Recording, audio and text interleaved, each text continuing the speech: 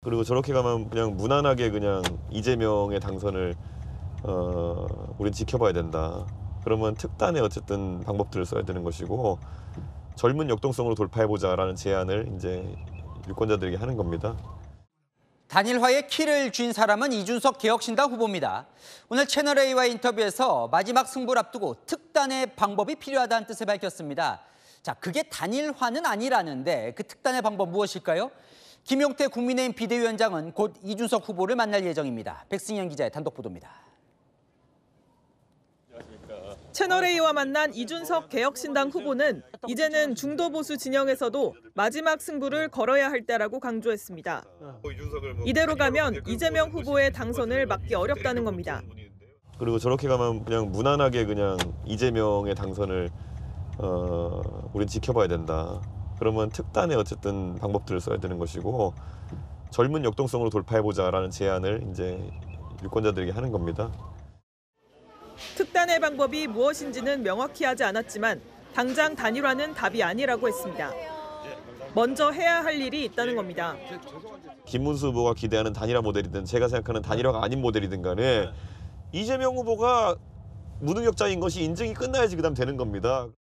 이 후보의 지지율을 먼저 떨어뜨려야 한다며 구체적인 수치도 제시했습니다.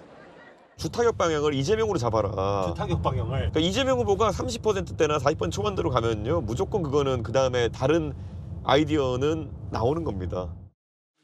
김용태 국민의힘 비대위원장은 이 후보와 곧 만날 예정입니다. 어제 5.18 기념식에서 이 후보를 만나 조만간 찾아뵙겠다고 말씀드렸고 빨리 연락달라는 답을 들었다고 말했습니다. 김문수, 이준석 보수 진영의 두 대선 후보가 오늘 한자리에서 만났습니다. 예전보다 한껏 가까워진 모습이었습니다. 김 후보는 당의 잘못으로 이준석 후보가 나갔다며 다른 당이라 생각해 본 적 없다. 적극적으로 다가갔습니다. 이준석 후보도 마지막 승부를 걸어야 할 때라며 특단의 대책을 언급했습니다. 어제 첫 TV 토론회에서도 두 후보가 함께 이재명 민주당 후보를 공격하는 모양새였죠. 대선 15일 앞두고 가장 큰 변수를 꼽히는 두 후보의 단일화, 시동이 걸린 걸까요? 첫 소식 김민곤 기자입니다. 오세훈 서울시장을 중심으로 김문수, 이준석 두 후보가 함께 걸어옵니다. 서울시에서 주관한 약자동행 토론회에 보수 진영의 두 후보가 동시에 참석한 겁니다. 사진 촬영이 끝나자 김 후보가 이 후보에게 먼저 다가가 친근하게 악수를 건넵니다. 김 후보는 이 후보가 당을 나간 건 이 후보가 아닌 당의 잘못이라고 했습니다. 우리 당이 그동안 잘못해서 이준석 후보께서 밖에 나가서 고생을 하고 계시는데 어제의 MVP는 이준석이다, 김문수가 아니다는 거죠. 이 후보도 화답했습니다. 강북구 삼양동의 오세훈의 삶이라는 것이, 노원구 상계동의 이준석의 삶이라는 것이, 또 경북 영천의 김문수의 삶이라는 것이 그 이후에 태어난 아이들에게도 꿈꿀 수 있는 것이 되길 바라면서 행사를 마친 뒤에도 서로를 향한 따뜻한 말이 이어졌습니다. 정책이나 이념, 생각, 그린 모든 당의 여러 인맥, 제도 이런 것들에 대해서 저보다 이준석 대표가 더 잘 알죠. 그래서 저는 지금도 다른 후보라고 생각을 안 합니다. 다른 당이라고 생각 안 하고요. 당내 권력 투쟁에서는 상대적으로 또 책임이 적으신 분이었거든요. 김문수 후보님의 그런 진정성이나 아니면 나름의 보수 진영을 규합해서 선거를 치러보려는 그런 선의에 대해서는 전혀 의심하지 않습니다. 김 후보는 주한 미국 상공회의소 간담회에서 이준석 후보를 포함한 보수 진영 통합 시 현재의 대선 구도가 달라질 거라고 했습니다. 네, 아는 기자, 정치부 홍지은 기자 나왔습니다. 이준석 후보가 그동안 단일화에 대해서 강하게 선을 그어왔는데 오늘 특단의 방법이라고 뭔가 얘기를 했거든요. 뭔가 마음이 바뀐 겁니까? 네, 판을 바꿀 대책이 필요하다는 생각은 명확해 보입니다. 물론 국민의힘 쪽에서 말하는 단일화 방식은 아니라고 하지만 지금처럼 가서는 안 된다는 거죠. 그리고 달라진 게 있습니다.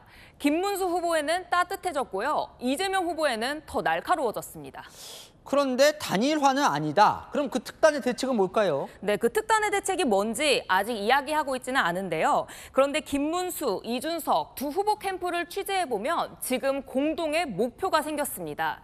보름 남은 대선, 지금 가장 시급한 건 50%대에 들어선 이재명 후보 지지율을 어떻게든 떨어뜨려야 한다는 겁니다.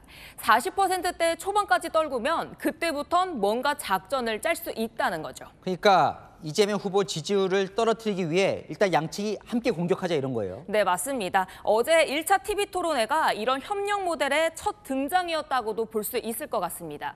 김문수 후보가 이렇게 토스하면 이준석 후보가 스파이크를 이재명 후보에게 날리는 배구를 연상케 하는 모습이 곳곳에서 나왔죠.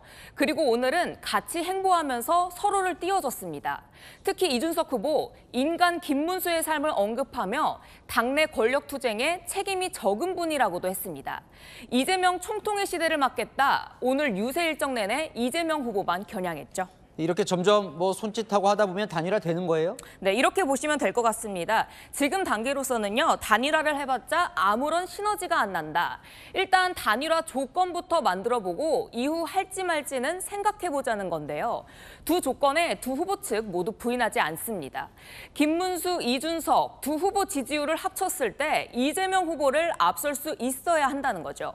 지금은 30%대 박스권에 갇힌 김문수 후보와의 단일화, 이후 이준석 후보 입장에서는 감동도 실익도 없다는 겁니다. 자, 만약에 두 후보 지지율이 합쳐서 이재명 후보를 앞서면 이준석 후보는 단일화하는 거예요? 네, 정치권에서는요, 이준석 후보가 단일화에 응하려면 한 가지 조건이 더 필요하다고 합니다. 그게 바로 한 자릿수인 이준석 후보 지지율이 올라져야 한다는 건데요. 이준석 후보가 본인으로의 단일화 가능성이 생기면 유혹을 받을 거라는 겁니다. 정치권은 2002년 노무현 정몽준 단일화를 다시 언급하는데요. 당시 노무현 정몽준 두 후보 지지율을 합치면 이회창 대세론을 꺾을 수 있었고 두 후보 지지율이 비슷하다 보니 단일화가 성사됐습니다. 그만큼 그 파괴력도 컸다는 겁니다. 그런데 시간이 없는 거 아니에요? 이제 15일 남았는데요. 네, 맞습니다. 그래서 이번 주 지지율이 그만큼 중요해 보입니다. 사전투표율인 29일 전까지 이준석 후보는 김문수 후보와 함께 이재명 후보를 공격하면서 본인 지지율을 높이는 동시 전략을 쓸 걸로 보입니다. 단일화 여부는 그때 가서 결정할 걸로 보입니다. 자, 한 명 더 궁금한데 생각이. 홍준표 전 대구시장, 지금 이제 국민의힘 특사단 하와이까지 갔는데 생각이 뭐예요? 네, 제가 오늘 하와이에 있는 홍 전 시장한테 연락을 직접 해봤는데요. 이번이 세 번째 사기라면서 여전히 당에 대한 분노를 표했습니다. 지난 대선 때 당원 투표에 밀리고 이번 경선 한덕수 추대론에 밀렸는데 또 당하라는 거냐 이런 거죠. 하지만 특사단으로 간 김대식 의원에게는 보수가 대통합해야 한다 이런 메시지도 냈죠. 또 하나 방금 취재된 건데요. 홍 전 시장이 오늘 4시간가량 이어진 특사단 만남에서 윤석열 전 대통령이 탈당했으니 김문수 후보를 지지한다는 뜻도 밝혔다고 합니다. 당에 섭섭은 하지만 김문수 후보에 대한 애정도 있어서 내일 다시 특사단과의 만남 이어간다 하고요. 어느 수위일지는 내일 한번 지켜봐야 할 것 같습니다. 네, 잘 들었습니다. 아는 기자 홍지은 기자였습니다.